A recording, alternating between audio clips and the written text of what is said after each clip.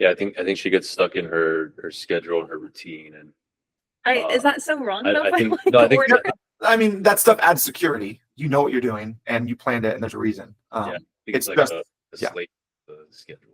Like, yeah. You're the boss of the schedule, and not the other way around. And that's the same thing I would say to teachers. Like the schedule is there to serve you. If it stops serving you, change the schedule.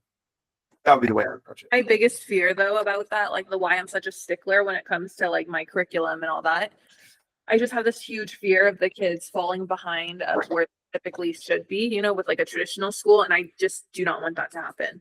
And I feel like it's very possible to happen, especially with Shiloh missing out on school half the day.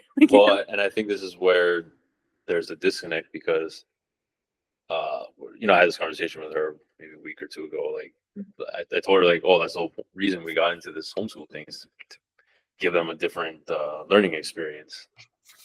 Yeah. Not have it be such a rigid thing that it's become, and I told her like, I think that's why they're, the motivation is down. I know that it's hard to hear that your kids are not behind because what you just said, I could say the same thing to 10,000 moms and they would all have that same fear. It is, I swear it's a universal, and it's not wrong because you want to give your children the best. That is an inherently maternal instinct, is you want to give your children the best.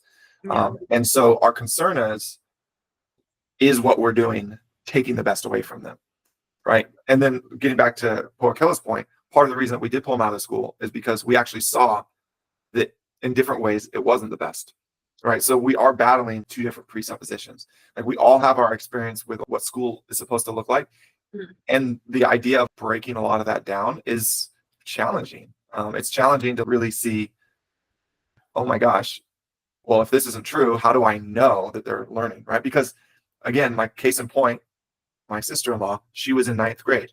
She was testing in 3rd grade. So what happened? She went to the classes, she got the grade, she did the test, but what does she know? She knows what a 3rd grader knows. You know what I mean? Just because you're doing the things doesn't necessarily mean you're getting the outcomes. And sometimes it's hard to believe, but if you enjoy learning, even though you feel like you're doing less, the joy renders a greater result.